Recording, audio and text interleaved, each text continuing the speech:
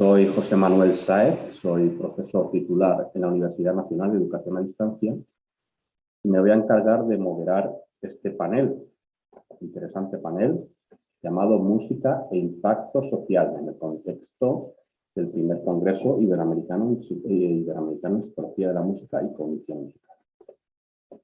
Tenemos con nosotros a los tres ponentes. Tenemos a Gabriela Bort, a José Pablo Valverde y Julián Céspedes. En este orden van a intervenir. Tienen 15 o 20 minutos, de 15 a 20 minutos para su presentación individual. Cuando finalicen podrán tener un debate entre ustedes y entre el público que será de mucho interés para todos. Si les parece, voy comenzando con la presentación de la primera ponente, Gabriela Bort. Bienvenida, Gabriela.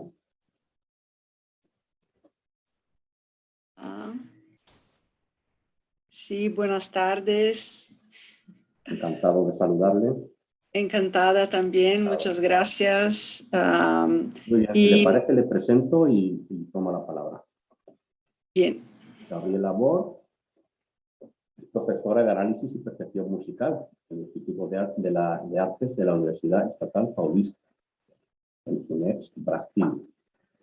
Recibió el premio Sempre 50 Aniversario Award en el Reino Unido, junto a Beatriz Hilario, para realizar la investigación Music in the Margins, con egresados de proyectos sociomusicales de Sao Paulo y Río de Janeiro. En estos momentos, actualmente, realiza una investigación financiada por la FAPES en Brasil sobre el impacto del programa sociomusical GURI en Sao Paulo sobre medidas cognitivas, sociales y neuronales, colaborando con investigadores de las áreas de psiquiatría, psicología, estadística y educación musical. Además, fue corista de la Orquesta Sinfónica de Porto Alegre y del Teatro Municipal de Sao Paulo, y además coordina muchas cosas, es coordinadora pedagógica de la escuela en Stone, en mi pronunciación, y revisora en Sincan, Apon y otras organizaciones relacionadas con la música. En definitiva, como pueden comprobar, es un magnífico currículum y una actividad muy intensa. De modo que, Gabriela Bort, bienvenida, y adelante, cuando usted considere, tiene 15-20 minutos, le avisaré un minuto antes de que finalice su tiempo. Muchas gracias, una vez más. Me gustaría, yo puedo hablar en portugués, ¿me entiendes? Si hablo en portugués, al contrario, iré a hablar un poco de portuñol. Bueno, eu gostaria de agradecer o convite e a organização de todo esse congresso e a oportunidade de apresentar o trabalho e discutir com os meus colegas, meus companheiros de painel aqui, Julián Valverde Villar, Julián Guevara, y gracias a José Manuel también por hacer la mediación. Eu posso compartilhar uma pantalla assim. A ver, ¿dónde está mi... bueno, yo no la encuentro aquí. Yo puedo compartir una... A ver, no se está... Sí, estamos viendo su escritorio, Gabriela. Pero ahora vemos una presentación. ¿Sí? Ahora sí estamos bueno. Sí. A ver si yo... sí, es directo. Muy bien. Bueno, essa é uma pesquisa que é financiada pela FAPESP, como José Manuel falou, e é feita por muitas mãos também, né, vários colegas, é interdisciplinar e tem a participação de um programa sociomusical chamado GURI, na cidade de São Paulo, e nós partimos da hipótese de que a prática musical favoreceria o desenvolvimento de habilidades cognitivas e sociais, e a nossa principal questão, nossa principal pergunta é se a participação nesse programa sociomusical que acontece em toda a cidade de São Paulo poderia interferir no desenvolvimento de habilidades sociais, cognitivas e estruturas cerebrais das crianças que começam o programa. Elas têm, de maneira geral, 6 e 7 anos. Só voltar um pouquinho aqui, esse é o mapa da cidade de São Paulo. Esse programa acontece em todo o estado, mas gerido por essa fundação na cidade.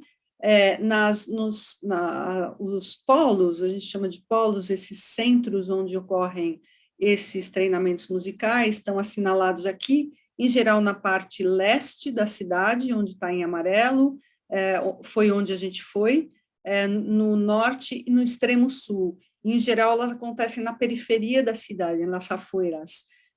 Esse é um dos centros, esses são chamados Centros de Educação Unificada, onde as crianças têm as aulas regulares do ensino fundamental, elas têm aulas de esporte também, e esse programa Guri acontece lá também, esse programa de iniciação musical.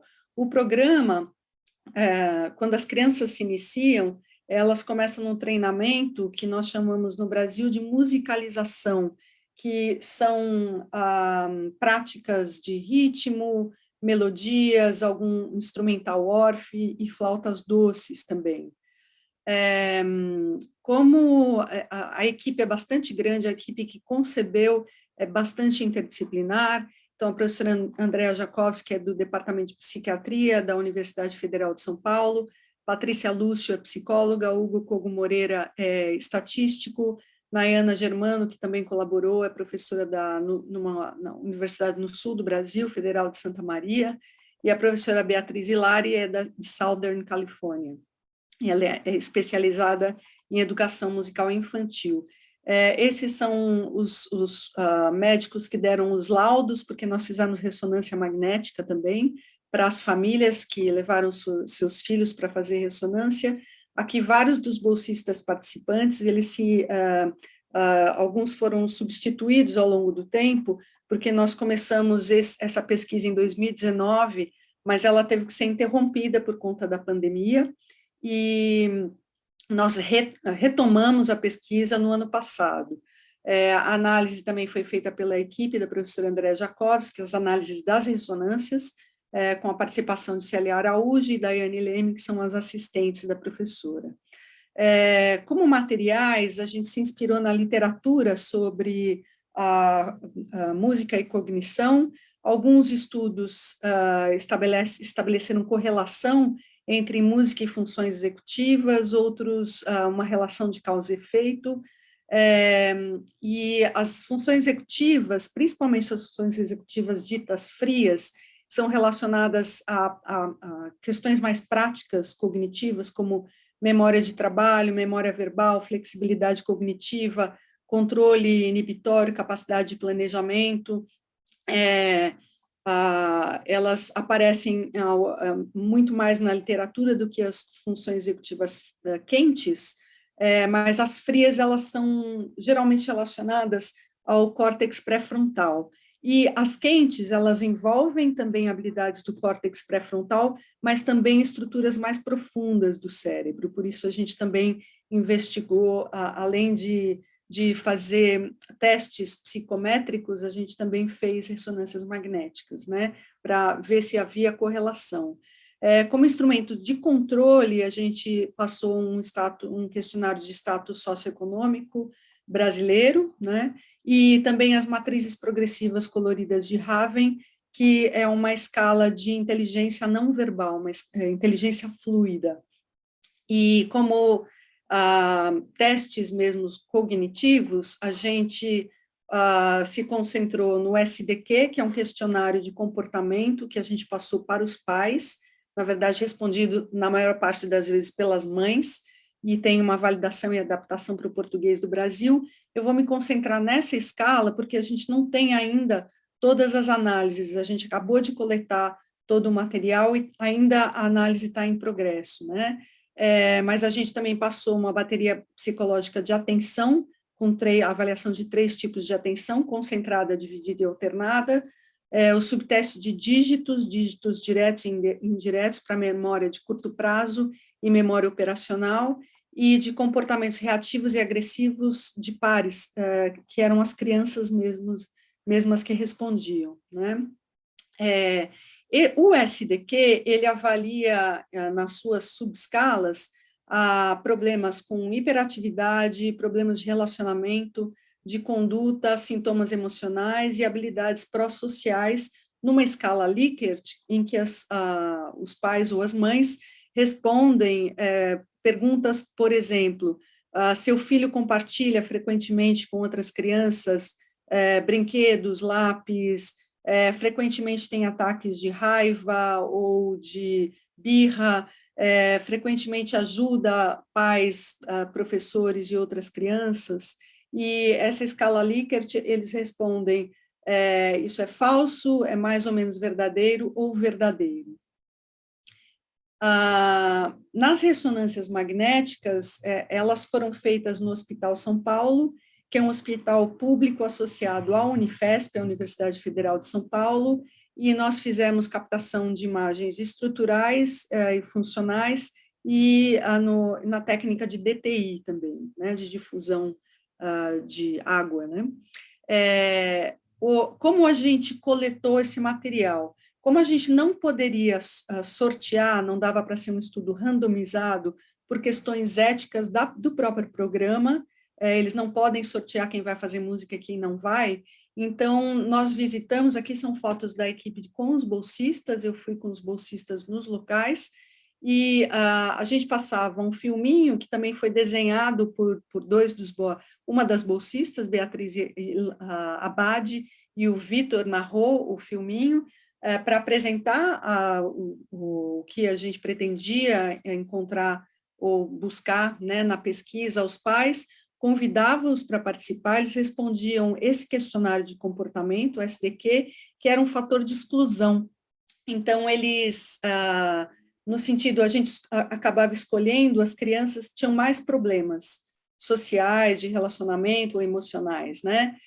Então, a partir desse primeiro fator de exclusão, a gente estabelecia, fazia os testes nas crianças, então os bolsistas aplicavam os testes, os bolsistas da área de psicologia, e a partir desses testes nas crianças, a gente também selecionava as crianças que não tinham problemas, não tinham déficit intelectual, não tinham feito aulas de música anteriormente, isso no grupo experimental, né, no grupo que fazia aulas de música no Guri. A gente teve alguma evasão, né, desses testes até efetivamente fazer o restante das avaliações, incluindo as ressonâncias magnéticas, e a gente fez esse mesmo procedimento com o grupo de controle, que eram as crianças que estudavam nos mesmos polos, nos mesmos centros educacionais, mas não frequentavam as aulas de música, com os mesmos fatores de exclusão, etc., né? A gente fez um pré-teste no começo do ano de 2022 e um follow-up, um pós-teste no final do ano de 2022. A gente também excluiu crianças com TDAH, algumas sabiam desde o começo que tinham TDAH, então lá já no baseline a gente excluiu essas crianças, mas aconteceu de algumas terem diagnóstico posterior e a gente ter que excluir do estudo também.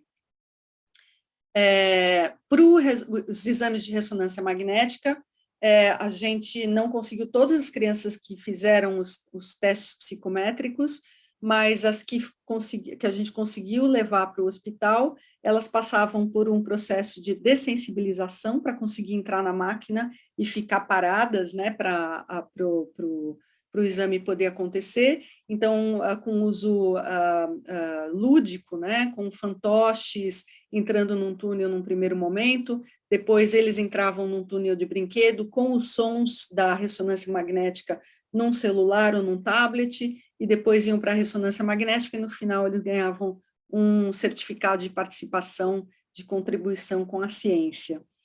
E como, então, resultados preliminares que a gente tem, né, então, como eu disse, o desenho foi longitudinal, aconteceu ao longo de 2022, eu vou passar rapidamente pelos métodos de análise aqui, A gente colocou todos os dados no sistema Caltrix, de onde a gente baixou os dados para poder serem analisados pelo M+, Stata versão 14. Estamos ainda fazendo essas análises, né, do baseline follow-up em todas as escalas, e a gente vai fazer uma regressão linear de cada uma delas e também combinar todas as escalas para ver como elas se relacionam, incluindo com a ressonância magnética.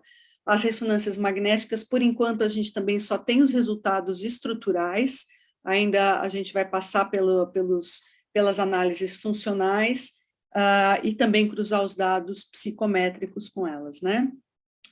Num primeiro momento, então, essas análises preliminares, o que elas trouxeram para a gente? A gente teve uma perda de participação entre a primeira ressonância e a segunda, a primeira que foi feita no início do ano e a segunda no final do ano, e até no começo desse ano também. A gente percebeu que entre os grupos, então, entre o grupo experimental e o grupo controle, existia uma idade média, uma diferença de idade média, embora todas as crianças tivessem entre 6 e 7 anos, o grupo experimental tinha uma idade um pouquinho maior, e o grupo experimental também já começou com uma diferença de volume na área posterior do corpo caloso e médio posterior, né? Também tinha um volume maior no núcleo accumbens, uma estrutura mais profunda no hemisfério esquerdo, e não havia diferença de espessura cortical entre os grupos. No follow-up, né, então, na segunda ressonância em relação à primeira, no teste T-pareado, ou seja, um indivíduo comparado com ele mesmo entre a segunda e a primeira ressonância, né, a gente observou uma diferença da média do hipocampo direito no grupo experimental. Então, teve um aumento do hipocampo direito nos indivíduos do grupo experimental. A gente observou também uma diminuição da espessura cortical no córtex cingulado anterior, esquerdo e ínsula esquerda, e também no direito, além de uma diminuição também no córtex órbito-frontal, isso particularmente no grupo experimental. No teste T independente, que aí são os grupos comparados, né, teve um aumento do núcleo caudado direito e esquerdo no grupo experimental, no grupo que fez música, e um aumento também da região posterior do corpo caloso no grupo experimental em relação ao grupo de controle, e não teve diferença na espessura cortical entre os dois grupos da segunda para a primeira, né? Com relação aos dados do SDQ e também controlados pelos instrumentos, né, de controle, gênero e também status socioeconômico, no baseline, no pré-teste, tinha uma presença maior de meninas no grupo experimental, tinha 51% de meninas, e tinha uma porcentagem menor de crianças do sexo feminino no grupo controle, né? Então, elas também tinham, o grupo experimental tinha uma proporção mais alta de inteligência no teste de Raven também. Então, já tinha uma diferença nessas características, mas o SDQ em si, o questionário respondido pelos pais, foi bem emparelhado. No follow-up, o que a gente observou, não teve diferença das subescalas todas, exceto nos sintomas emocionais do grupo experimental, que baixou em relação ao grupo controle. Como conclusão, o que a gente depreende? Bom, a gente observou algumas mudanças estruturais nas ressonâncias no grupo experimental em relação ao grupo controle, mas a gente tem que olhar essas mudanças com cautela. Então, embora o que a gente tem observado aqui sejam diferenças nas partes, nas estruturas mais profundas como o hipocampo e o núcleo caudado, essas duas estruturas estão relacionadas ao sistema de recompensa, principalmente o núcleo caudado, que é um dos núcleos de base, e o hipocampo, ambos também relacionados à memória e aprendizagem. A gente tem que levar em consideração que a amostra era pequena, que houve pouco tempo de diferença entre as duas medidas, então foram 6 meses, basicamente, entre a primeira e a segunda medida, né? As aulas no programa eram de 1 hora semanal também, então isso é pouco tempo de duração também. Quanto à diferença da estrutura cortical do córtex pré-frontal na parte rostral, que a gente observou uma diminuição de massa branca, isso é comum nessa idade, porque isso é consequência do próprio crescimento e da poda neuronal que acontece nesse período de desenvolvimento mesmo, né? E a gente também precisa levar em consideração essa diferença de idade com vantagem para o grupo experimental. Então, a gente pode apontar que existe, a gente observou diferenças, mas a gente não pode inferir, de fato, com toda certeza, que existe uma interferência, digamos aí, de uma relação de causa e efeito entre o ensino da música e essas diferenças. Elas apontam, mas a gente precisa de mais investigação a respeito. Quanto ao SDQ, esse efeito de diminuição dos sintomas emocionais nas crianças do grupo experimental pode ser devido também ao fato de ter mais meninas, porque meninas são mais sensíveis a esses sintomas e elas podem ter se beneficiado da música. A gente também tem que levar em consideração que a amostra, a gente teve uma amostra inicial de 107 crianças participando das medidas psicométricas, mas a gente teve uma perda, a gente chegou a 90 eu mostrei lá no comecinho, mas se não me engano 91 crianças que chegaram até o final, sendo que cerca de 30 eram do grupo experimental e 60 do grupo controle, né? Ainda a gente tem que fazer novos cálculos, porque o fato da gente ter que controlar também para sexo faz diminuir o poder estatístico. Então, uma das sugestões estatísticas aqui é a gente imputar dados perdidos para a gente diminuir essas perdas na amostra, né? E ainda tentar fazer outros testes estatísticos no nível do fator e não só nas subescalas para perceber, para ter resultados mais precisos. E como eu disse, infelizmente a gente não teve ainda tempo de terminar todas as análises, né? A gente tem muitos dados ainda e esperamos poder divulgar em breve essa pesquisa. E aqui as referências que a gente usou, as principais referências, e muito obrigada mais uma vez a todos os meus companheiros de mesa redonda e discussão. Muy bien, enhorabuena, Gabriela Bosch, por la brillante presentación y el mérito que tiene todo el potente análisis estadístico que ha hecho en su estudio. Si les parece, pasamos al siguiente ponente que tenemos en la tarde de hoy en este panel, que es José Pablo Valverde Villar. Él es un profesional de la salud y artista multidisciplinario con amplia experiencia en la ejecución de talleres, capacitaciones y seminarios virtuales esenciales orientados a personas adultas, jóvenes y así como también en la atención de pacientes a nivel individual y comunitario en infancia, adolescencia, personas adultas y mayores. Además, José Pablo Valverde es cofundador de la Red de Musicoterapia en Costa Rica. Desde el año 2013 busca difundir la disciplina en su país. En el campo de la música ha formado parte de diversas agrupaciones corales, orquestales e independientes, aparte de haberse presentado en prestigiosos espacios como el Teatro Nacional, Teatro Popular Américo Salazar y otros fuera del país. Muy bien, pues tenemos una persona muy interesante con mucha trayectoria y esperamos que nos aporte sus ideas en esta presentación. Adelante, José Pablo Álvarez. Bueno, ¿qué tal? Buenas tardes o buenos días, depende de la zona horaria.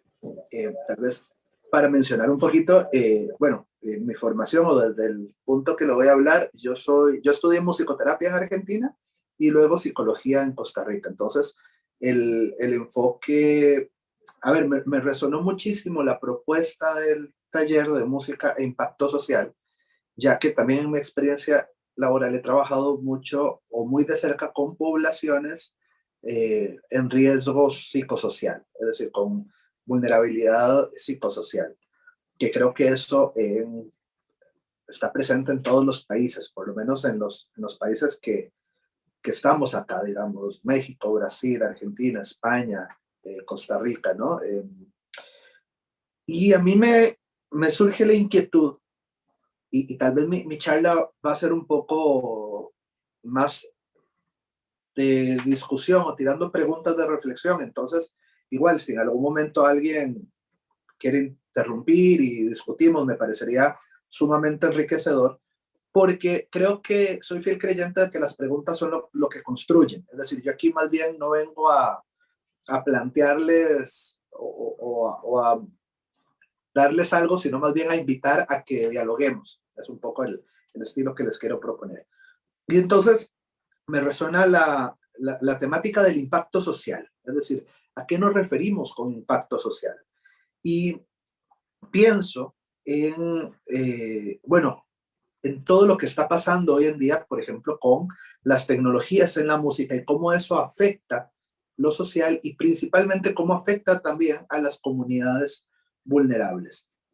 En especial, el tema de la subjetividad, el rescate de la subjetividad. Es decir, ¿qué sería de los pueblos sin su historia? Yo creo que hay algo común, y esto, lo saco de varios autores, pero principalmente acá en Costa Rica hace unos años hubo una lucha que se dejó lamentablemente por el rescate de las músicas campesinas, y también esto es algo muy común en los países hispanohablantes, y es, ¿qué pasa con la música de los pueblos? ¿Verdad? Estos pueblos que construyen historia a través de la música, es decir, que es una música lejos de ser hecha para una élite social, digamos, como podría ser un conservatorio. Lo que buscan es contar historias. Tienen la característica de ser músicas hechas para contar lo que va pasando en los pueblos.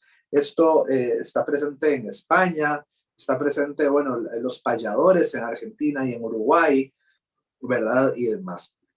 Entonces, tradicionalmente, los pueblos construyen historia a través de la música, y construyen historia y construyen costumbres también a partir de la música.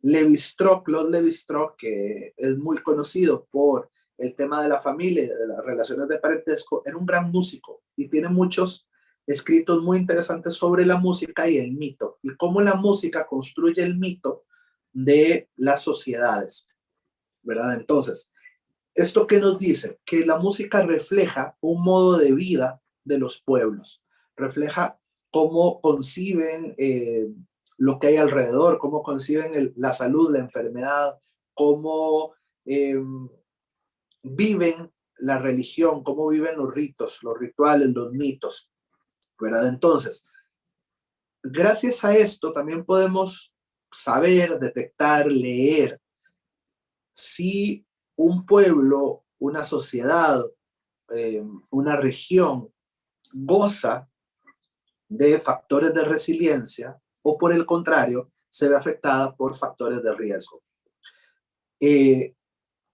¿A qué me refiero con factores de riesgo? Factores de riesgo son todos aquellos factores que pueden poner en vulnerabilidad lo social, ya sea por detrimento de sus miembros en su salud física, mental, espiritual, o en la desintegración de la comunidad como núcleo, ¿verdad?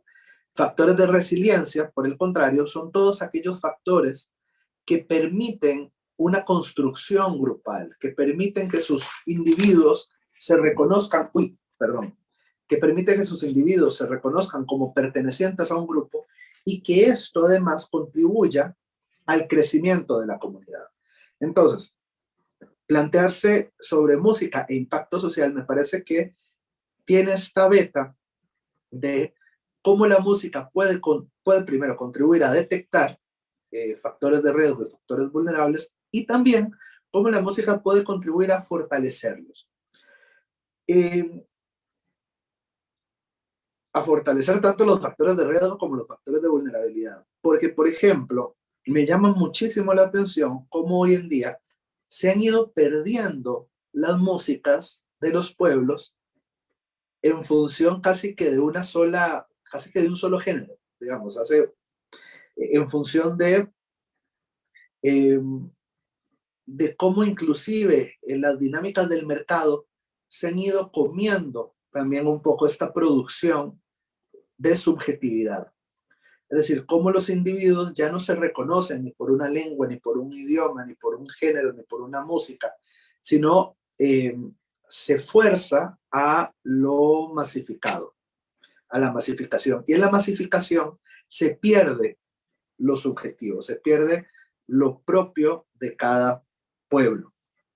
Entonces, quería aprovechar la ponencia también para, además de marcar esto, pensar cómo podemos, desde nuestros quehaceres, ya sea como psicólogos, como docentes, como musicoterapeutas, o cualquier otro campo, porque creo que si estamos acá es porque nos preocupa la música, nos preocupa el impacto social que pueda tener la música, cómo podemos fungir como agentes de salud en lo social, es decir, en la relación con los otros. Y me surge entonces la idea de pensar los procesos creativos en las comunidades y cómo estos procesos creativos en las comunidades pueden contribuir al desarrollo de las mismas. Por ejemplo, dando voz a las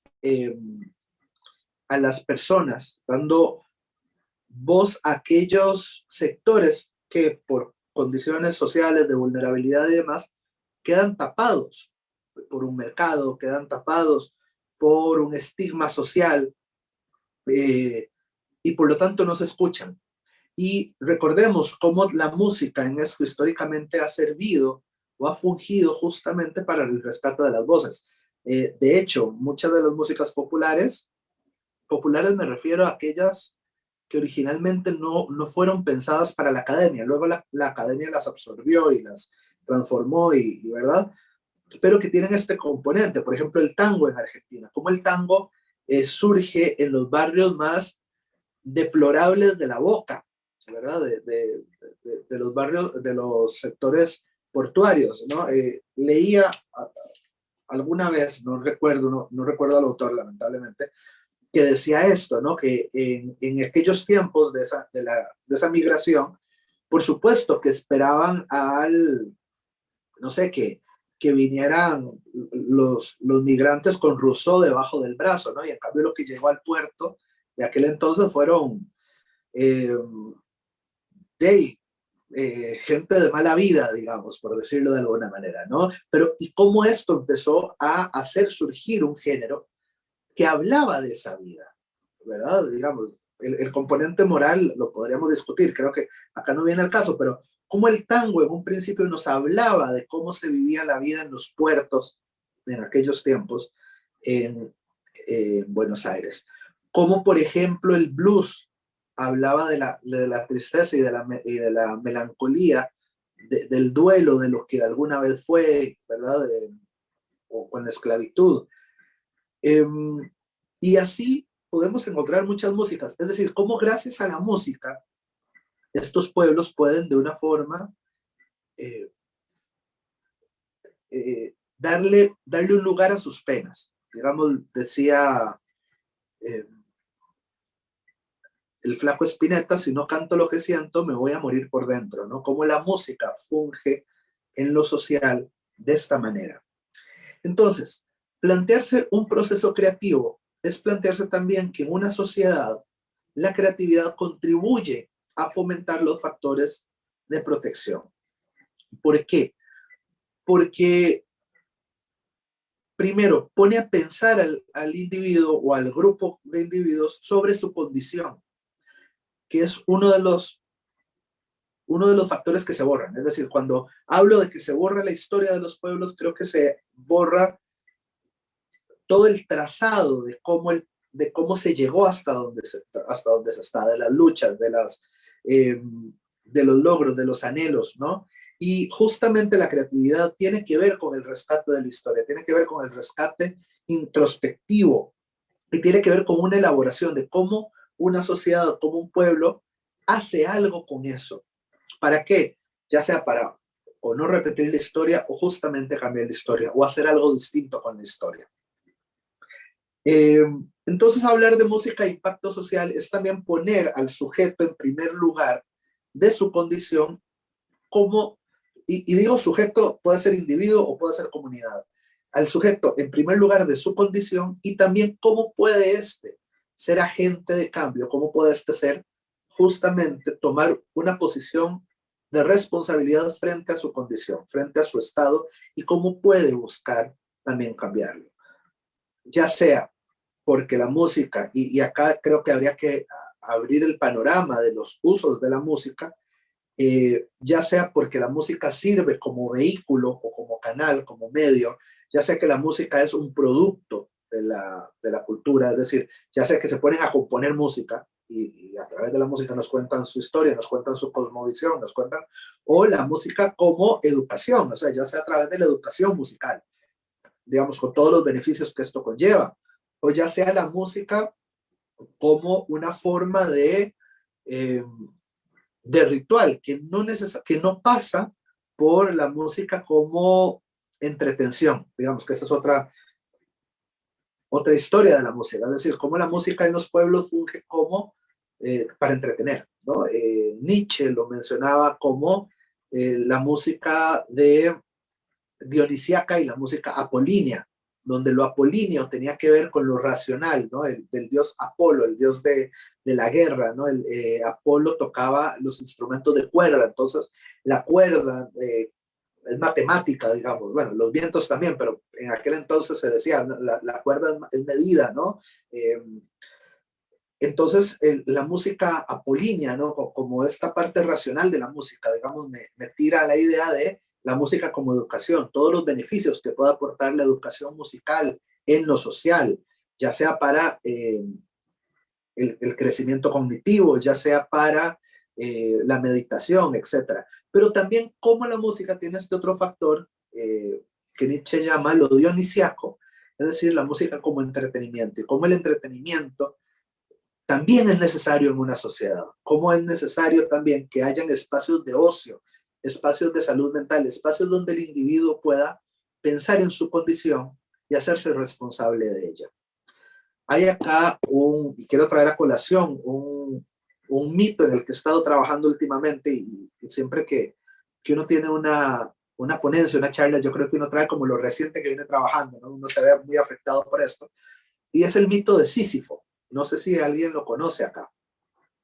Sísifo es este personaje griego que tiene la tarea de subir una roca pues, todos los días. O sea, ese es el castigo de Sísifo, esa es la condena de Sísifo, ¿no? Sísifo era, en la mitología griega, la persona más astuta y engaña a los dioses. Los engaña con la muerte, o sea, él se salva de la muerte varias veces. Los dioses se enojan. Hades se enoja con él y lo castiga. Y le dice, bueno, su castigo es subir una roca hasta la colina todos los días y luego, al final del día, la roca vuelve a bajar. Y eso es, o sea, el tipo subía la roca todos los días, la roca volvía a bajar para volverla a subir. Camus escribe un ensayo sobre el mito de Sísifo, Albert Camus, filósofo francés, y él dice, bueno, es una tarea absurda. ¿Por qué? Porque subir una piedra no le hace nada, digo, no beneficia nada, ¿no? Es una tarea que no tiene sentido, con un esfuerzo además que es inútil, porque la sube para que vuelva a bajar, ¿no? Y Camus lo compara un poco con nuestro día a día, es decir, cómo pasamos haciendo tareas absurdas con un esfuerzo inútil. Y dice Camus, esto es muy interesante, él dice, a mí lo que me interesa de Sísifo no es cuando sube la roca, es cuando empieza, cuando la roca baja y él tiene que bajar la montaña para volverla a subir al día siguiente. Es decir, ¿qué pasa con Sísifo en ese tramo donde él baja la montaña? Digo, ¿qué pasa con él? Justamente es un momento donde él puede pensar su condición. Entonces, traigo todo esto, y perdón que me haya ido un poco por las ramas, porque justamente la música nos permite, o esta parte de la música, desde lo dionisiaco, desde el entretenimiento, desde esta función de recreación, más bien, más que entretenimiento, de recreación, nos permite pensar una condición, la condición humana. Ahora, ¿cuál es el tema con todo esto? Y ya para ir cerrando mi intervención y dar paso a lo que sigue y dar paso a la discusión que me interesa bastante, es ¿qué pasa justamente hoy en día con todo esto? ¿Qué pasa con el temor que le tenemos a las inteligencias artificiales? ¿Qué pasa con el mercado donde justamente se borra, se borra la historia de los pueblos, se borra la historia de las comunidades, se borra la historia del impacto social? Y entonces la música cae en más que una recreación, en una entretención, donde entonces casi que hasta pierde el valor de música, donde casi que es nada más, lo dicen varios autores, la música termina siendo desechable, ¿no? Líquida, ¿no? Como poniendo un poco la palabra que usa Bauman, ¿no? De la sociedad líquida, del amor líquido, es decir, como ya inclusive la música es hit de 2 días y pasa, es decir, ya no deja impacto, no deja impacto, no permite pensar, no digo, recordemos unas generaciones atrás cómo hay músicas que marcaban una forma de pensar, ¿no? Y hablo, a ver, tanto a nivel social como individual, digo, hablo de grupos como los Beatles, hablo de grupos como Queen, ¿verdad? Cómo han habido frases, por ejemplo, de Spinetta, que lo mencioné hace un momento, que marcaron a una sociedad, ¿no? Cómo esas frases, de alguna forma, generan maneras de pensar. Y me llama la atención, y por eso lo quiero traer como pregunta, ¿no? ¿Qué pasa hoy en día con esta música que es producida para ser desechada? Es decir, una música que es producida para ser consumida y ser desechada. Es decir, que casi que hasta se pierde un valor social, un valor de impacto. ¿Y qué puede pasar con ello? No lo sé, pero creo que aquí, si estamos acá, creo que es porque nos interesa, porque nos preocupa y porque de alguna forma nos interpela. Y entonces, bueno, quería traer estas preguntas. No sé si se entendió algo, espero que sí, pero bueno, esta es un poquito mi intervención. Muchas gracias, José Pablo Valverde. Muy interesantes reflexiones y enhorabuena por su intervención. Muy bien, pues si les parece vamos presentando al siguiente ponente, Julián Céspedes Guevara, que está conectado con nosotros. Bien, pues Julián Céspedes es profesor asistente y director del programa de psicología de la Universidad ICESI en Colombia. Tiene una maestría y un doctorado en psicología de la música de la Universidad de Sheffield, en el Reino Unido, y ha propuesto una teoría constructivista para explicar cómo la música evoca experiencias emocionales y ha realizado una serie de estudios experimentales para poner a prueba sus hipótesis. Pues fenomenal, Julián Céspedes. Bienvenido y adelante. Gracias. ¿Me escuchan? Sí, ¿cierto? Sí, le escucho muy bien. Adelante. Bueno, muchas gracias. Buenos días y buenas tardes. Muchas gracias por la invitación. Bien.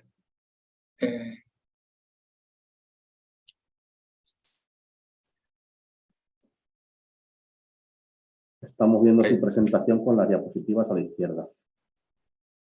Ok. Ahí lo alcanza a ver, ¿sí? Estamos viendo las diapositivas a la izquierda y no se mueven. No sé si... Ya, bueno, ok, no importa. Igual si Venga. las ven así, de todos modos, creo que se alcanza a leer. Bien, en mi presentación lo que quiero discutir es esta pregunta que creo que es de interés para muchos investigadores y personas en el mundo. La idea de que participar en actividades de música y en particular la educación musical temprana promueve el desarrollo de la empatía y de las actitudes o comportamientos prosociales en niños y adolescentes. Más que centrarme muchísimo en los datos, porque los datos que voy a mencionar de hecho ya fueron reportados en un artículo que salió publicado en 2021, quiero centrarme como... Disculpe, Julián. Lo ¿Sí? oímos muy flojito. Si puede Ok. ajustar o hablar o acercarse más. Gracias. Deme un momentico.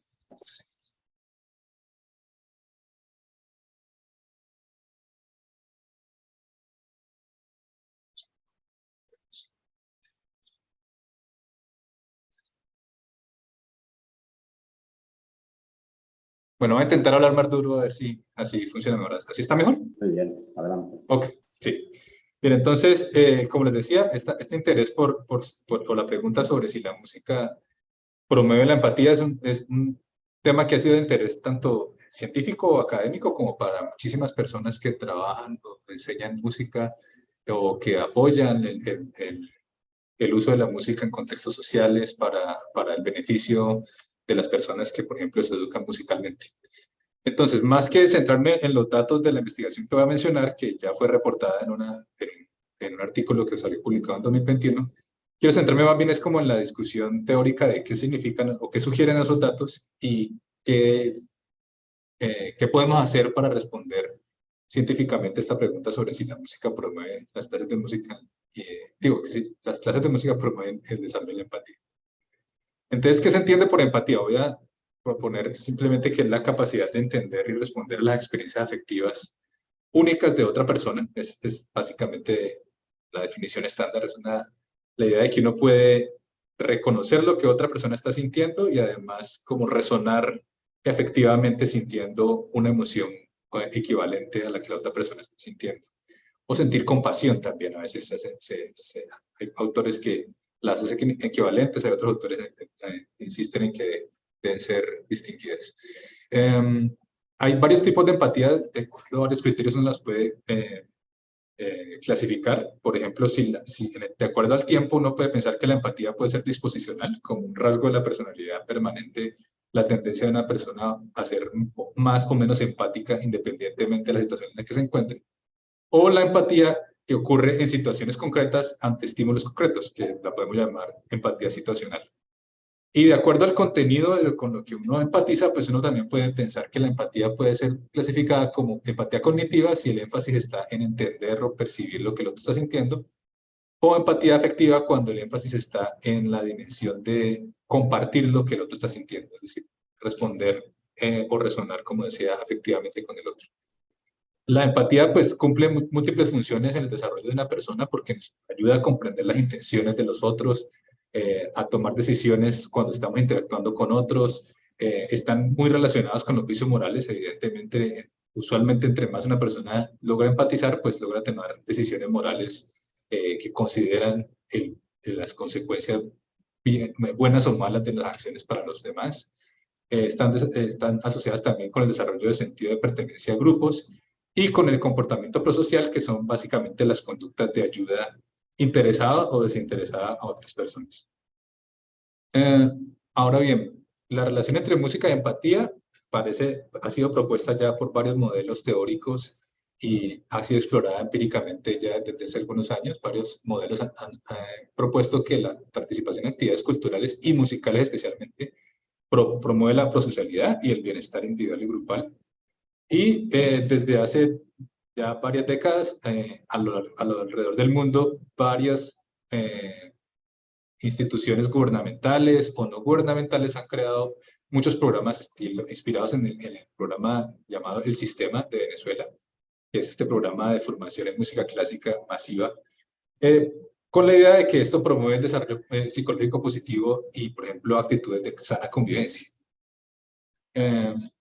En particular también algunas teorías de los últimos 10 años han propuesto que la participación en actividades musicales promueve la adopción de actitudes empáticas y comportamientos prosociales.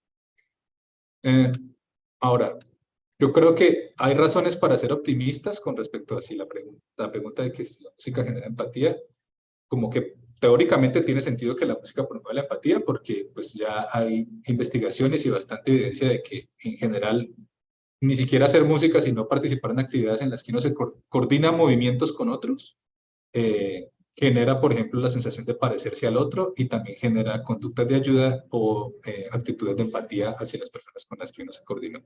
Y la música en general tiene, pues, muchas veces involucra coordinar los movimientos y los sonidos que uno produce con otra persona. También la música, pues, facilita la expresión de emociones y es lo suficientemente ambigua para que las emociones puedan ser expresadas de manera dinámica y flexible, etc. Hay evidencia no experimental alentadora que se ha encontrado con respecto a la relación entre participar en clases de música y tener actitudes empáticas. Y la evidencia experimental en general también es positiva, sobre todo a corto plazo, es decir, efectos que se observan cuando se ponen las personas a participar en actividades musicales e inmediatamente después se observa si empatizan o tienen conductas de ayuda, etc.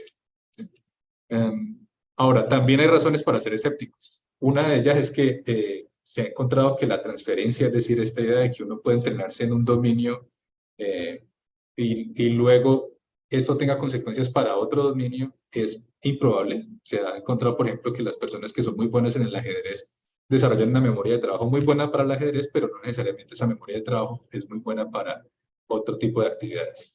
Y eso también se ha encontrado en la música. Los estudios previos han tenido bastantes limitaciones, por ejemplo, que no han utilizado muestras aleatorias o que mucha evidencia es correlacional y por lo tanto, como decía Graziella hace un rato, no permiten establecer inferencias fuertes de tipo causal. Y también hay evidencia negativa, es decir, evidencia reportes de investigaciones en los que no se ha encontrado un vínculo entre participar en actividades musicales y el desarrollo de la empatía y las actitudes prosociales. Les voy a resumir rápidamente esta investigación que hice con Nikki Diven y que reporté en ese artículo en 2021, que fue financiada por la Academy of Medical Sciences del Reino Unido, la Universidad de Sheffield y la Universidad de Cecil, donde trabajo. Y entre otros, los objetivos que tuvo fue examinar hasta qué punto la participación en actividades culturales y deportivas promueve el desarrollo de la empatía y los comportamientos sociales en niños y adolescentes, y comparar cuál de las actividades, música, danza o deporte, promovía en mayor grado ese desarrollo. Para esto, pues el contexto de la investigación fue realizada en Colombia, que creo que ustedes deben saber, pues ha tenido uno de los conflictos civiles armados más largos del último siglo, que ha producido más de 400.000 personas asesinadas, más de 200.000 desaparecidos y más de 700.000 personas víctimas de desplazamiento, lo cual ha producido que en muchas zonas urbanas como Cali, que fue la ciudad donde se desarrolló la investigación, pues, y esto también, como lo decía José Pablo, pues es común con muchas ciudades latinoamericanas, hayan zonas urbanas caracterizadas por tener bajos ingresos socioeconómicos, violencia de pandillas, tráfico de drogas, baja escolaridad, etc. Allí encontramos 3 ONGs, organizaciones no gubernamentales, que ofrecen actividades culturales y extracurriculares a los niños. 2 que básicamente han adoptado escuelas de formación en música clásica estilo El Sistema. Una que ofrece clases de danza y una que ofrece clases de fútbol. La idea era comparar entonces cuál de las 3 promovía mejor el desarrollo de la empatía. Participaron inicialmente 64 niños en la fase inicial y 20 niños en la fase final, una disminución importante en la muestra. Y entre las 2 fases hubo una diferencia de 1 año. Al principio habían 20 niños en danza, 20 niños en música y 24 en fútbol, pero debido a las dificultades de la pandemia no pudimos contactar suficientes niños del grupo de fútbol en la fase post, entonces no incluimos esos datos en el análisis. Como medidas hicimos una tarea de comportamiento prosocial que ha sido utilizada en varias investigaciones en las que el investigador deja caer accidentalmente, entre comillas, objetos al suelo y básicamente se espera y se observa si el niño ayuda a recoger los objetos o no. Beatriz y Lari, por ejemplo, también han implementado esa tarea en otras investigaciones. Se midió la empatía disposicional, esta idea de la empatía como rasgo de la personalidad, con un test llamado el cuestionario de empatía de Toronto. Y también se midió la empatía situacional, mostrando una tarea desarrollada por DeCity y colegas en 2012, en la que se muestran pequeños videos en los que se muestra una persona que le hace daño a otra, bien sea de manera intencional, como acá, o de manera accidental, o situaciones de interacción neutral. Y lo que la persona responde rápidamente es si, primero que todo, si fue con culpa o sin culpa, si fue accidental o no, si siente compasión o pesar por la persona que fue golpeada, si siente que merece un castigo la persona que produjo el daño, etc. Los resultados, pues, en el comportamiento prosocial, a pesar de que la gráfica pareciera mostrar un avance en el grupo de danza, cuando hicimos los análisis estadísticos, las diferencias no fueron lo suficientemente amplias para mostrar que hubiera cambios significativos en la media de objetos recogidos, ni entre grupos ni entre fases. Con respecto a la empatía disposicional, el cuestionario, básicamente como pueden observar en la gráfica, los dos grupos tuvieron básicamente el mismo nivel en ambas medidas y las diferencias no fueron significativas. En la tarea de empatía situacional, en las situaciones de daño intencional, el grupo de danza tuvo puntajes significativamente más altos en la fase pre que el de música. Pero entre fase y fase no hubo incrementos significativos y básicamente los dos grupos quedaron otra vez empatados en la fase post, es decir, no hubo diferencias significativas allí. Cuando eran situaciones de daño accidental, en la empatía cognitiva, la habilidad de saber qué está sintiendo el otro, no hubo diferencias significativas en ninguno de los casos. La empatía afectiva, esta capacidad para sentir compasión por, en este caso, el dolor del otro, en las situaciones de daño intencional, el grupo de danza tuvo puntajes significativamente más altos que el de música en la fase pre.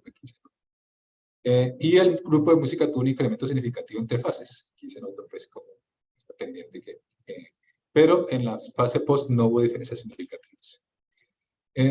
Y la empatía afectiva para cuando las situaciones eran de daño accidental, no hubo diferencias entre grupos entre las dos fases. Y el grupo de danza pareció disminuir su desempeño entre fases. Tuvo puntajes significativamente más bajos en la fase post con respecto a la fase pre. ¿Qué nos dicen estos resultados? Nosotros interpretamos esto como de una manera muy cauta, porque nosotros lo que analizamos es que no hubo un patrón coherente de resultados. En alguna medida los grupos tuvieron igual desempeño entre fases, como en la tarea de comportamiento prosocial y la tarea o el test de empatía. Y en otras, un grupo u otro tendieron a empeorar, pero no era de manera consistente. A veces el de música empeoraba, a veces el de danza era el que empeoraba, y no había como un patrón de resultados que nos permitiera como afirmar que los cambios tenían una misma dirección, digamos así. Entonces nosotros dijimos que es más prudente asumir que los cambios obedecen simplemente al fenómeno de la regresión en la media, es decir, aquellas situaciones en las que cuando uno mide un fenómeno y obtiene puntajes extremos y luego lo vuelve a medir, ese fenómeno tiende a presentar puntajes un poco menos extremos, más cercanos al punto promedio. A pesar de que esto puede ser bastante decepcionante, pues no somos los primeros que hemos encontrado resultados negativos. Hilary y colegas también reportaron resultados negativos, por ejemplo, en 2018. Y me parece entender también que Graciela, los test que tenían que ver, los test comportamentales en el estudio del que nos habló hace un rato, en la mayoría tampoco encontraron efectos significativos. Entonces, a partir de estos resultados, no es posible concluir que la educación musical promueve el desarrollo de la empatía de niños y adolescentes, ni que lo haga mejor que la educación en danza. Y para terminar, quiero hablar de algunas conclusiones y retos futuros. Es que hay varias preguntas que todavía siguen por resolver. Por ejemplo, ¿qué tan grandes y durables son los efectos? Durables en el sentido de que si solamente ocurren muy inmediatamente después que se participa en la actividad musical, o si duran algunos meses o incluso años. si las actitudes prosociales se desarrollan hacia personas que no participan en la actividad, es decir, hacia miembros de exogrupos. Eso, algunas investigaciones lo han encontrado, otras no. También hay una pregunta que es interesante resolver y es ¿qué tipo de actividades musicales son más efectivas promoviendo la empatía? Por ejemplo, si las actividades musicales hechas en grupo lo son, tendría sentido que las actividades musicales hechas individualmente, por ejemplo. Si es necesario que durante las actividades musicales los profesores hagan explícito el vínculo entre lo que se está haciendo musicalmente y la empatía o la ayuda o el cuidar o el tratar de saber qué está sintiendo otra persona, o si esto ocurre de manera absolutamente espontánea sin necesidad de mencionarlo siquiera. Y en ese mismo sentido, ¿de qué manera las técnicas pedagógicas que en el salón de clase de música contribuyen o por el contrario contrarrestan estos efectos? Algunas recomendaciones es que hay que hacer más estudios como estas aleatorizadas y que comparen la música con otras actividades culturales. Es decir, que el grupo control no sea simplemente un grupo de personas que no hacen nada o que no hacen música, sino que también participan en una actividad cultural, bien sea deportiva o artística o de otro tipo. Me parece que hace falta investigaciones que realicen observaciones de lo que ocurre cotidianamente en las clases para ver allí si efectivamente las clases tienen algo que ver con el desarrollo de la empatía. Realizar estudios longitudinales más extensos, hacer follow-ups, más follow-ups y no solamente inmediatamente terminar las clases. Y diversificar las medidas para encontrar evidencia de efectos espontáneos. Eso es todo lo que quería comentar por hoy y pues estoy muy atento a la discusión que tengamos y las preguntas que puedan surgir. Fantástico, Julián Céspedes. Magnífica presentación y enhorabuena por tu trabajo. Muy bien, pues si les parece, disponemos de unos minutos para todas las preguntas, interacciones o debates que quieran realizar, tanto entre ustedes los ponentes como los participantes en la sala. Si alguien quiere tomar la palabra y realizar alguna pregunta o alguna reflexión, adelante.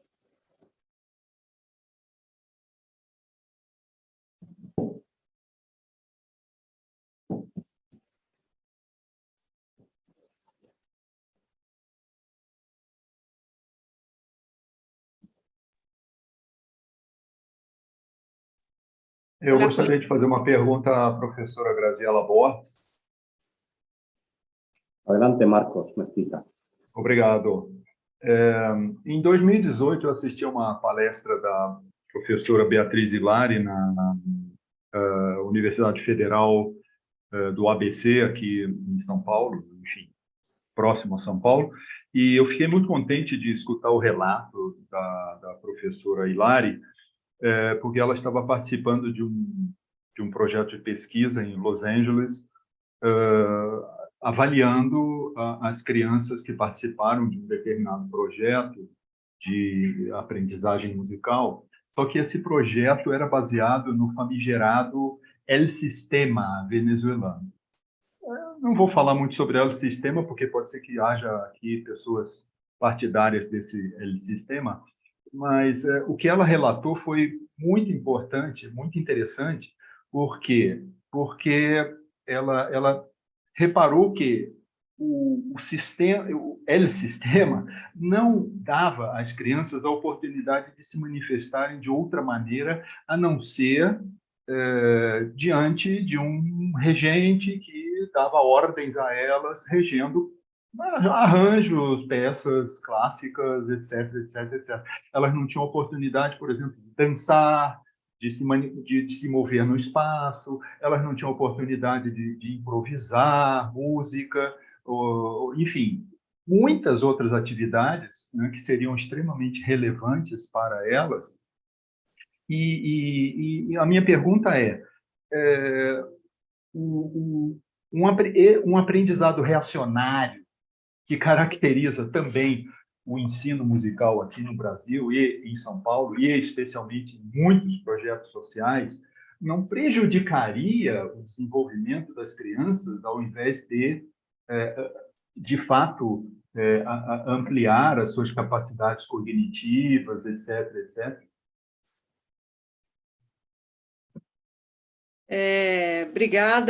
Obrigada, Marcos, pela pergunta. Eu acho até que a pergunta nem é só para mim, acho que é para todos nós três aqui.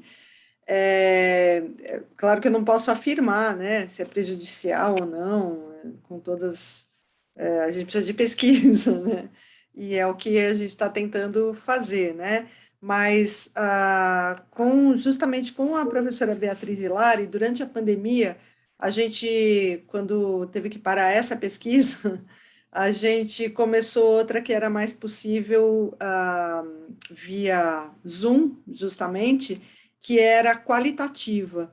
A gente está trabalhando nas análises ainda sobre essa pesquisa e a gente entrevistou vários egressos de projetos sociais. Eu acho até que a Beatriz vai falar um pouquinho sobre isso hoje,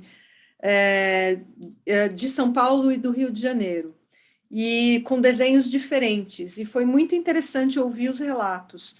Alguns eram nesse modelo do El Sistema, com música orquestral, música erudita e tal, e alguns, também na periferia do Rio de Janeiro, tinham esse mesmo modelo, outros não, tinha um bastante interessante que era com choro, um gênero de música popular do Rio, brasileira, né? E o relato dos participantes é que eles iam no projeto para brincar. E aí, de vez em quando, eles iam lá e tocavam. E aprendiam bandolim, aprendiam os instrumentos, né, que eles escolhiam e tal. Daqui a pouco eles iam lá e brincavam. Daqui a pouco eles voltavam para tocar com os colegas e ter aula com o professor que estava lá o tempo todo disponível. E eles são músicos populares hoje, eles entraram nas universidades públicas no Rio de Janeiro e até sofreram algum preconceito dentro das universidades num primeiro momento, e depois eles passaram a ser respeitados porque tocam muito bem. Enfim, como eu disse, acho que é difícil a gente ser categórico e dizer, não, isso faz mal. Acho que existem muitas medidas, né? Talvez faça mal por alguns pontos de vista, algumas medidas, né? Talvez faça bem para outras, mas ainda a gente precisa de um volume maior de pesquisa e a gente precisa. É muito difícil fazer pesquisa, né? É muito difícil conseguir que os participantes mantenham a adesão o tempo todo, né? Acho que o mesmo problema que eu tive, o professor Julián relata também de perdas durante do pré-teste para o pós-teste, né?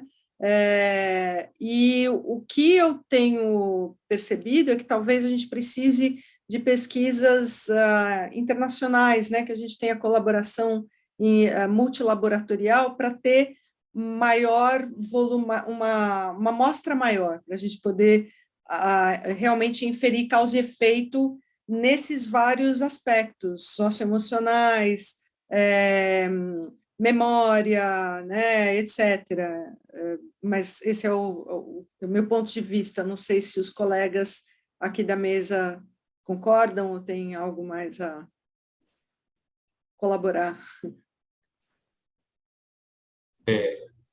José, ¿puedo comentar algo ahí antes de que Y Amalia... me parece comento y damos paso a Amalia Casas. Perdón. Bueno, no, quería simplemente comentar que estoy plenamente de acuerdo con lo que Graciela. Creo que, de hecho, una de las limitaciones que tienen las investigaciones es que, pues, por cuestiones prácticas o tal vez por nuestros propios sesgos, nos enfocamos en algunos constructos y para medirlos y encontrar evidencia, y efectivamente muchas veces encontramos que la evidencia sugiere que programas inspirados en el sistema no producen cambios, pero las investigaciones cualitativas muchas veces sí encuentran que estas personas disfrutan muchísimo y que encuentran que esa experiencia ha sido muy positiva para sus vidas. Entonces yo creo que un reto es precisamente trabajar con las personas que implementan estos programas o que los diseñan para ver cuáles son las dimensiones o los constructos relevantes que sí darían cuenta de esos efectos positivos de los cuales ellos están convencidos que sí están, que estas clases de música transforman positivamente las vidas de las personas. Y es muy probable que sí existan, lo que pasa es que probablemente los instrumentos o las medidas que estamos utilizando no los capturen, digamos.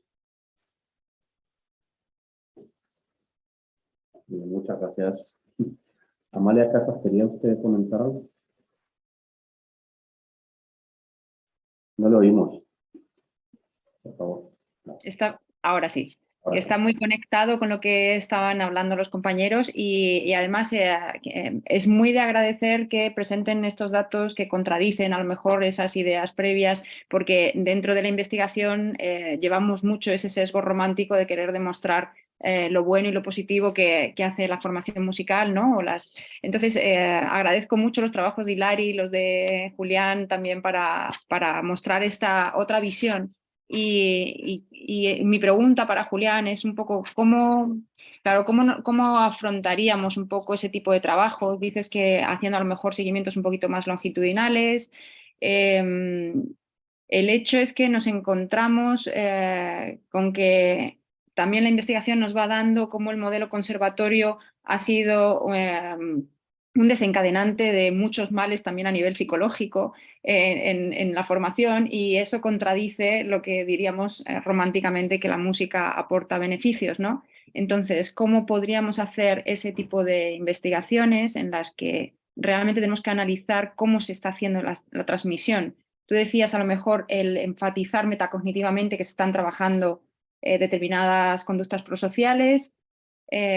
O sea, a la vez que estamos enseñando música, trabajar las cuestiones prosociales de manera explícita en el aula, pero aún así tenemos toda una inercia, una tradición que es muy competitiva en la enseñanza musical y que va en contra de lo que queremos enseñar como currículum oculto. Entonces, no sé, cómo os dejo un poco el debate a los expertos para dar soluciones a esto. Quisiera tener una respuesta, como una solución, como dices, pero lo que hemos pensado y lo que discutimos en ese artículo con Nikki Diven es que necesitamos una colaboración más cercana con las personas que trabajan en estos proyectos, porque, pues, claramente, por ejemplo, imaginarse una investigación en la que participamos como observadores en una clase de música es muy intrusivo y probablemente muy amenazante para los maestros de música. Estar sintiendo que están siendo evaluados mientras dan sus clases. Y por otro lado, una dificultad adicional es que, como tú dices, la mayoría de la gente que trabaja en estos programas están convencidos de sus efectos positivos y no sienten que necesitan evidencia adicional. Realmente cuando me han contactado es porque dicen, quisiéramos tener evidencia empírica cuantitativa para poder tener datos estadísticos con los cuales luego ir a buscar más fondos para que mi programa continúe. Pero no les interesa muchísimo discutir si los efectos son pequeñitos o si son negativos, por ejemplo.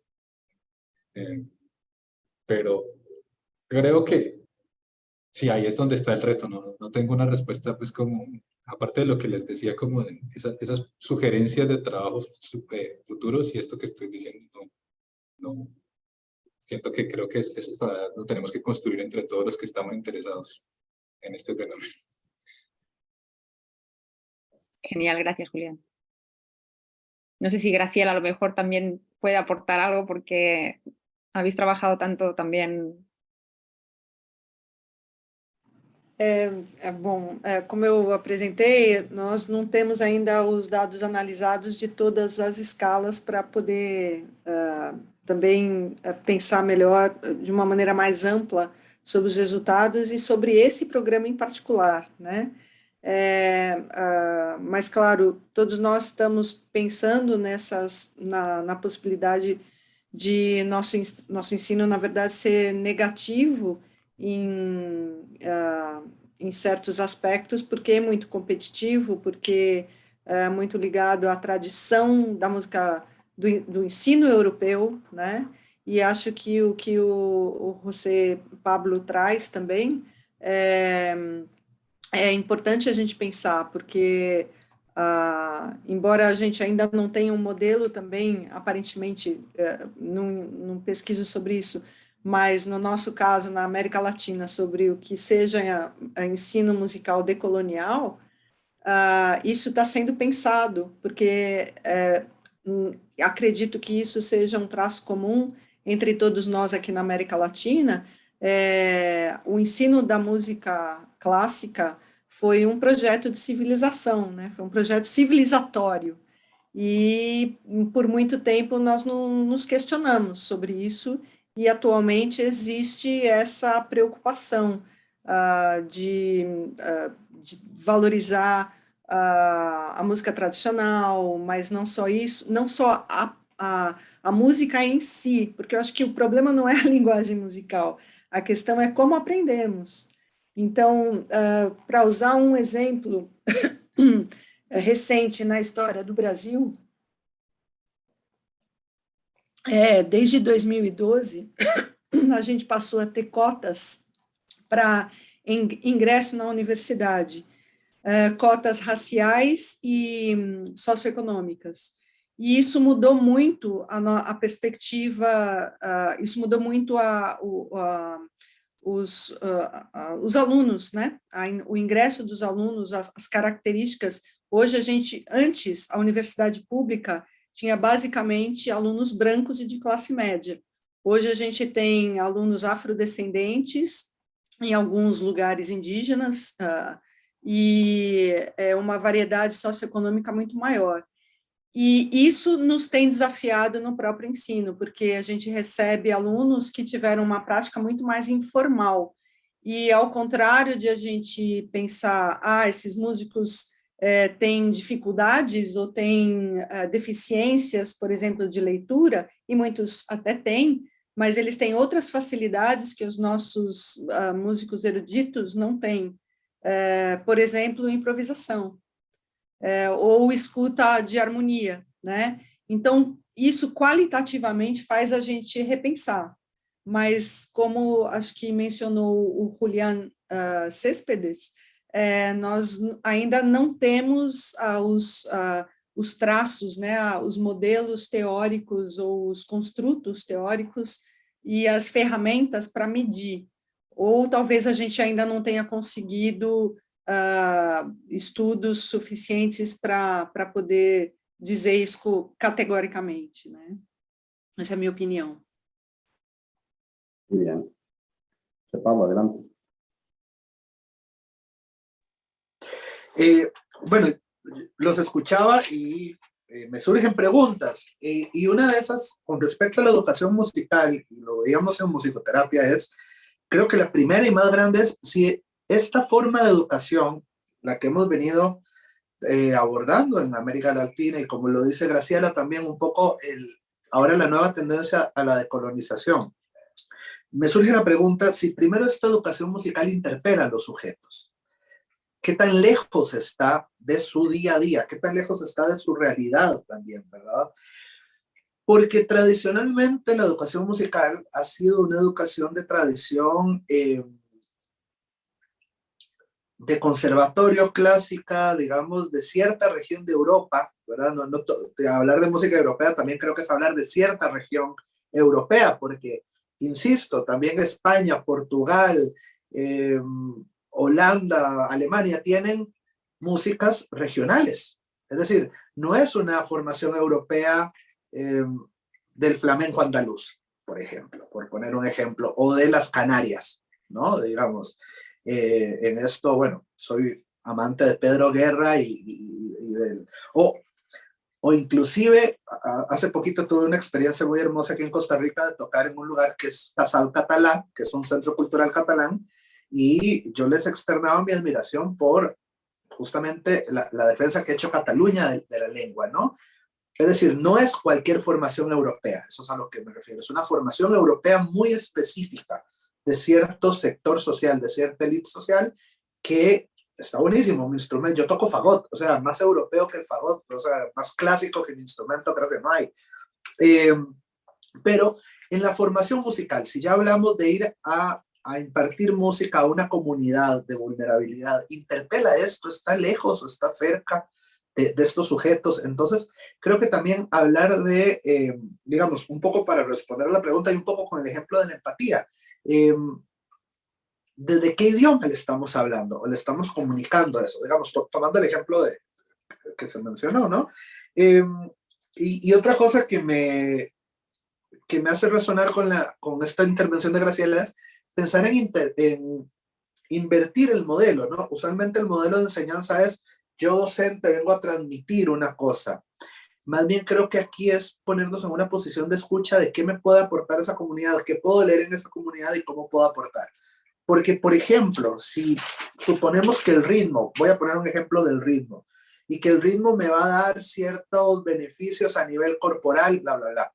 Sí, podemos hacer un método rítmico, como creo que lo hemos estudiado, que nos hemos estudiado música clásica, de hacer ta, ta, ta, ta, ta, o, por ejemplo, qué mejor ejemplo que Brasil con toda su rítmica corporal. O sea, ¿por qué no tomo, digamos, de una comunidad que, por ejemplo, no sé, produce el choro, por poner un ejemplo que se ha mencionado, y con eso hay un montón de cosas a trabajar, corporales, percutivas, físicas, vocales, ¿no? En Argentina tenemos, no, tenemos, digo, como si yo fuera de allá, en Argentina tienen géneros como que son meramente vocales, se me acaba de ir el nombre, no es la samba, es otro.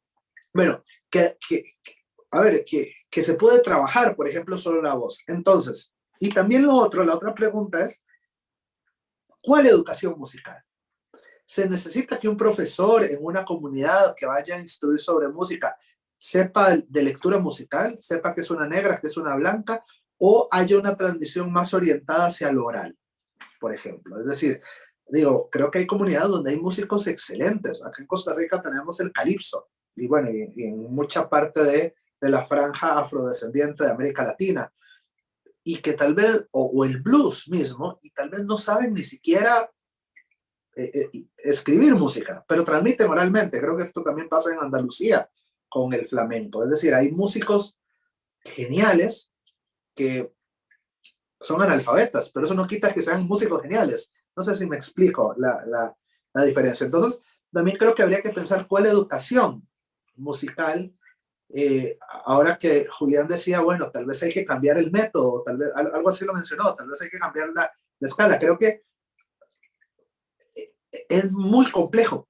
Yo creo que esto habla de la complejidad en la que nos enfrentamos, porque también lo otro sería, y ahí creo que también habría que plantear una pregunta fuera de la música, y es, ¿qué lleva a una comunidad hoy en día, siglo XXI, a que no pueda, a que la empatía, por poner el ejemplo que se menciona, no pueda ser leída a nivel social? Digo, creo que también hay factores extramusicales, culturales, económicos, políticos, que también están generando dificultades en la lectura de las necesidades del otro y la importancia del vínculo social, que yo creo que ya ahí es una lectura también más sociopolítica que habría que hacer. Eso es como un poco mi aporte. Muchas gracias. Graciela, adelante. Sim, eu creio que é menos uma questão de repertório ou gênero do que de como aprendemos e ensinamos mesmo, né? E acho que é no plural, acho que não qual o método, qual a maneira de ensinar, mas quais, né? Porque o que eu tenho visto, por exemplo, não só nesses entrevistados, mas de alunos que nós recebemos que vem da tradição do choro ou da escola de samba, eles aprendem não no método do conservatório, que é a relação professor-aluno, mas coletivamente. A pessoa que toca choro aprende tocando com os mais velhos. Vai no bar tocar profissionalmente já, com pouca experiência, ele vai aprendendo com os outros, né? E isso não é nenhum incômodo, nem para o aprendiz, nem para o mestre, ou para os mestres, né? E talvez isso seja algo para a gente pensar sobre a empatia mesmo, porque quando você tem uma relação hierárquica, como mais uma vez, não é a música, não é o repertório, mas é a forma como a gente pratica, quando você tem um condutor, um maestro, você tem um professor que é aquele que sabe tudo, né? Você já de cara tem essa relação hierárquica no aprendizado.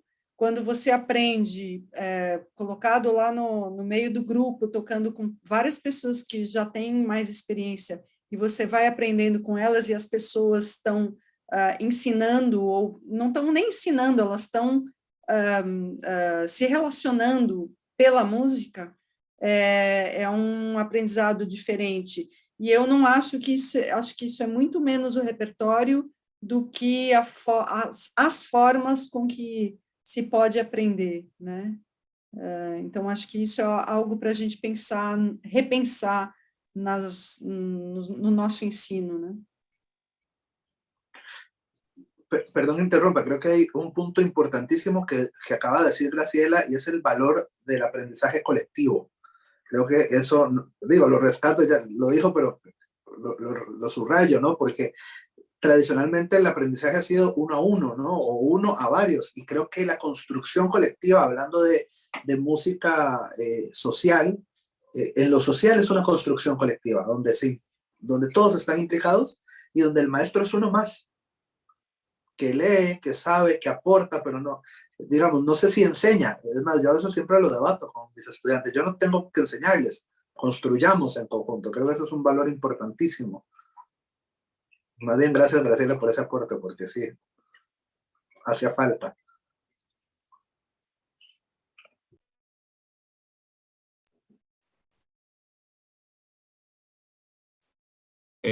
Quisiera añadir... Muchas gracias a todos. Julián, ¿quiere aportar algo más?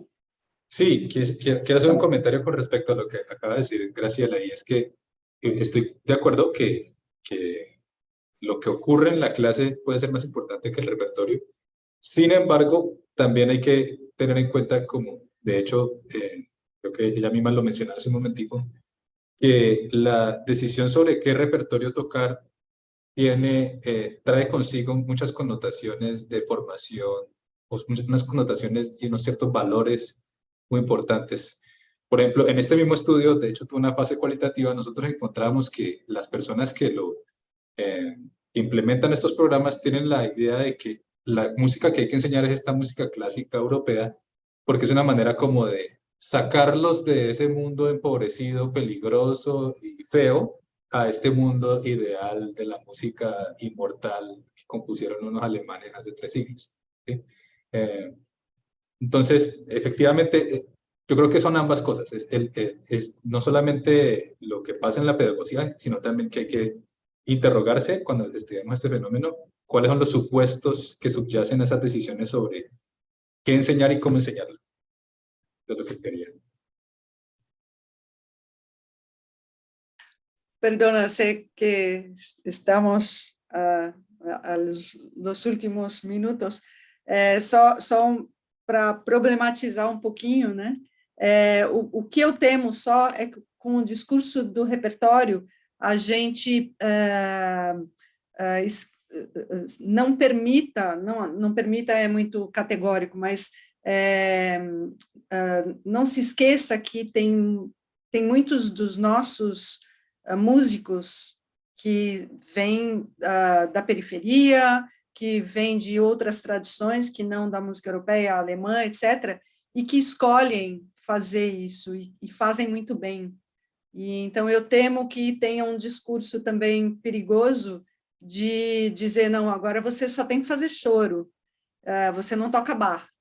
E eu acho que a gente tem músicos que fazem isso muito bem e gostam de fazer. E muitas das vezes eles fazem as duas coisas. Tocam na festa o choro, ou no bar, e tocam um violão profissionalmente e podem ir para a Alemanha competir em pé de igualdade. Yo quiero dar también un minuto nada más, no sé si Matías iba a decir algo, más bien, qué pena que me le atraviesa el caballo. Así, eso es solo un aporte. Con esto del repertorio, porque, a ver, pongámoslo así, el reggaetón, digamos, que hoy en día está sumamente estigmatizado en la formación. ¿Por qué? Porque aborda temáticas sexuales desde un punto de vista muy violento, digo, creo que también hay que mencionarlo, desde un punto de vista muchas veces muy cosificante hacia la mujer. Pero esto también se puede discutir en una clase, digamos, y lo he hecho. Es decir, problematizar la música es también, o sea, se puede poner un repertorio no tanto para adquirir habilidades motrices, cognitivas, sino para problematizar socialmente también lo que está pasando. Lo trabajé una vez con adolescentes y les dije, bueno, chicos, díganme canciones que ustedes escuchen para ligar. Ligar acá se le dice a flirtear, no sé si se le llama igual, ¿no? Y sí, hubo un montón de reggaetón y un montón de canciones de mami, ven y no sé qué y no sé cuánto. Y lo problematizamos y hablamos de violencia de género, hablamos de violencia en relaciones sexuales, hablamos de masculinidad, y creo que esto también es parte digamos, no como un estigma. Y inclusive se propuso, bueno, y compongamos un reggaetón, pero diferente. ¿No? O sea, creo que también hay otras propuestas que se podrían también implementar. Muy bien, fenomenal. Muchas gracias por todas sus presentaciones y sus reflexiones. Ha sido un debate muy interesante. Enhorabuena por todo lo que han aportado. Bueno, pues nada, pues un placer de haber estado aquí con ustedes, compartiendo estas ideas y estas experiencias, y enhorabuena por todo su trabajo. Por tanto, ya le dejo a Matías el control de la situación y con todo, pues ya despedirme y agradecerles de nuevo su participación. Muchas gracias a todos, todos. Gracias, un gusto.